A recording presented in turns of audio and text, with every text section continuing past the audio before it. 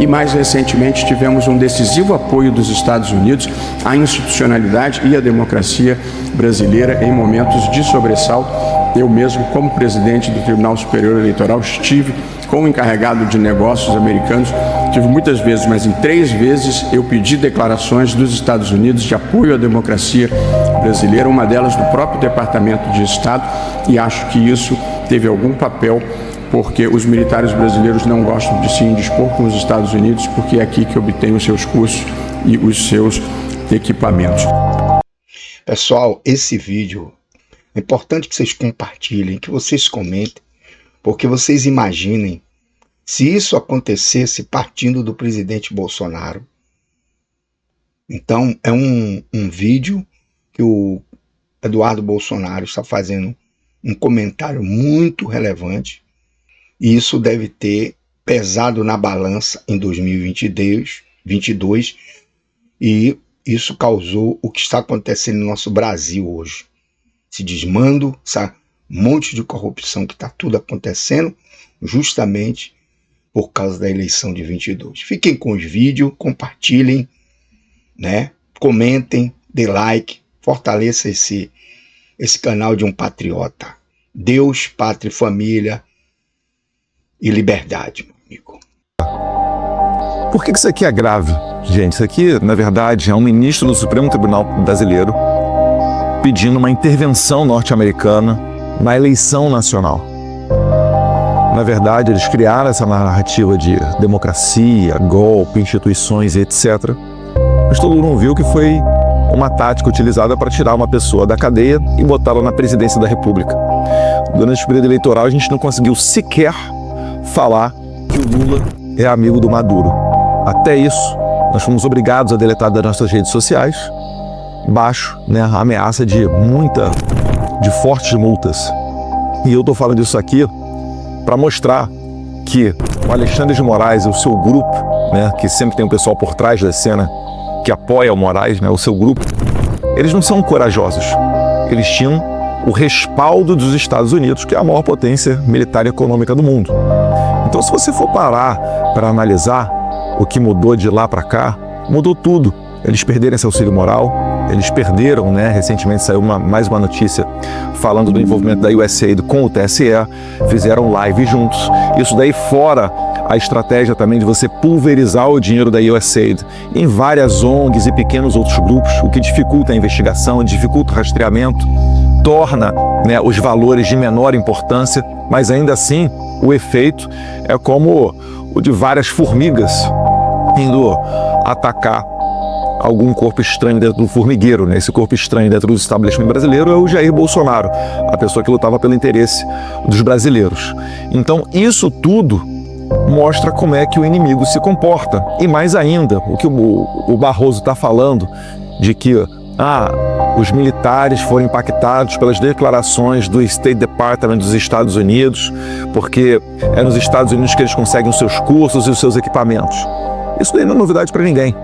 O Brasil, por exemplo, ele entrou na Segunda Guerra Mundial graças muito ao embaixador do Brasil nos Estados Unidos, Oswaldo Aranha, que puxou para o seu lado o Estado-Maior do Exército, o general Góes Monteiro, e começou a fazer exercícios conjuntos entre as Forças Armadas dos Estados Unidos e do Brasil, o que culminou numa parceria tão grande que os americanos construíram a base militar de Natal, que era o último ponto de abastecimento das tropas aliadas antes de irem principalmente para o norte da África.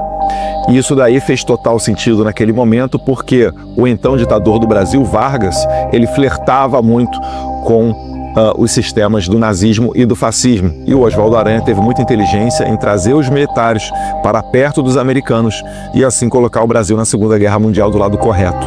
O Barroso basicamente fez a mesma coisa, ele fez uma análise, né, de onde é que estavam os perigos, ele viu que eles não dominavam as Forças Armadas, viu onde é que pode haver ali um calcanhar de Aquiles, um ponto de interesse, e a partir daí traçou uma estratégia para quebrar as pernas dos militares. E basicamente ele fez isso daí.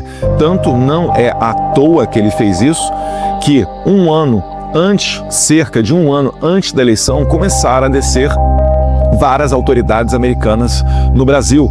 Eu destaco aqui muito o William Burns, que era o então diretor da CIA, o Jake Sullivan, que era o Conselheiro Nacional de Segurança, a Vitória Nuland, a subsecretária para Assuntos de Política e vários outros. E abertamente, quando você fizer essas consultas públicas, você vai ver que eles sempre tratavam, dentre outros assuntos, de democracia. Então, você consegue ver esse caldo todo se formando e você também consegue perceber que hoje em dia, com a administração Trump, e é por isso que eu comemorei muito a eleição do Trump, esse aparato estatal todo ruiu. A gente está em vias de ver aí o Mike Pence, Deus quiser, em breve, fazendo seu depoimento na Comissão de Relações Exteriores e Defesa Nacional do Brasil, para falar, né, com mais propriedade até onde foi esse tentáculo norte-americano da administração Biden dentro do governo brasileiro. Porque o Mike Pence, ele era funcionário, servidor de dentro do State Department. Teve acesso a muita coisa que o público em geral não teve. Então, a gente tem que ficar de olho nisso, a gente tem que aprender como é que se comporta o nosso inimigo e, além de tudo, a gente tem que mostrar, tem que expor.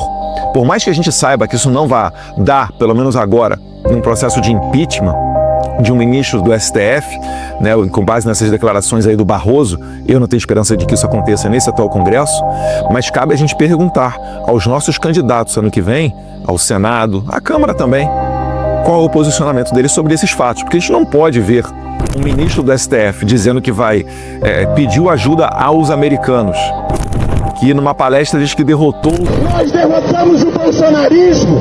Fazer isso tudo que eles fazem e depois virem para cima do deputado federal mais votado da história e querer pegar o meu passaporte embasado nas, entre aspas, acusações da dupla debilóide do PT, né, o Rogério Correia e o Lindbergh Farias, que depois confessaram que o Alexandre de Moraes pegaria o meu passaporte de qualquer maneira, mas entender como legítimo deputados do PT pedindo para pegar o meu passaporte sob o argumento de que eu estava indo muito aos Estados Unidos.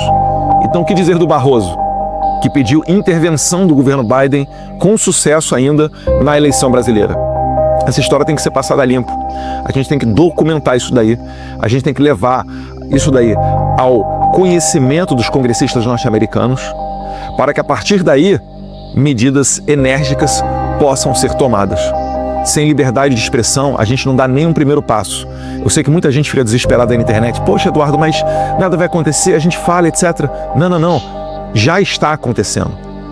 Se você não estivesse falando, eu não estaria nesse momento aqui nos Estados Unidos, entrando, né, nos gabinetes de autoridades e levando ao conhecimento deles tudo isso daí que está acontecendo. Eu só consigo levar ao conhecimento porque está tudo público. Porque eles aqui já escutaram alguma coisa, poxa, tem uma coisa errada no Brasil. E eu me arrisco a dizer que hoje em dia, pelo menos as autoridades com que a gente se encontra, já estão tão cientes do que aconteceu no Brasil quanto nós. E existe um constrangimento, né, ainda que não tenha sido durante a gestão deles, foi na gestão anterior do Biden, existe o constrangimento aqui nos Estados Unidos deles terem contribuído de alguma maneira enquanto país para regimes como o regime atual brasileiro. Então pode ter certeza que você que tuita, você que me segue, você que expõe, mesmo sabendo dos riscos que isso implica, você está sendo um daqueles corajosos que está ajudando a escrever a história do lado correto. Não existe sucesso sem sacrifício. Então podem contar comigo, nós somos aqui a ponta de lança, não estou sozinho, tem mais gente junto comigo, né? Quase sempre o Paulo Figueiredo está aqui na Casa Branca, no Congresso, correndo para lá, correndo para cá. A gente praticamente um trabalho voluntário, tá? Eu tenho apoio de algumas pessoas, mas não é nem assim 0,00001% do que a esquerda faz com o dinheiro público, até porque a gente tem escrúpulo, né? A gente não assalta os cofres públicos para fazer aquilo que a gente entende certo. A gente faz o certo por uma questão de princípio. Então, eu agradeço a todos vocês que me seguem nas redes sociais e estamos aí trabalhando por um Brasil melhor. Tenho muita esperança que em breve a gente vai ter boas notícias. Um abraço, fiquem com Deus.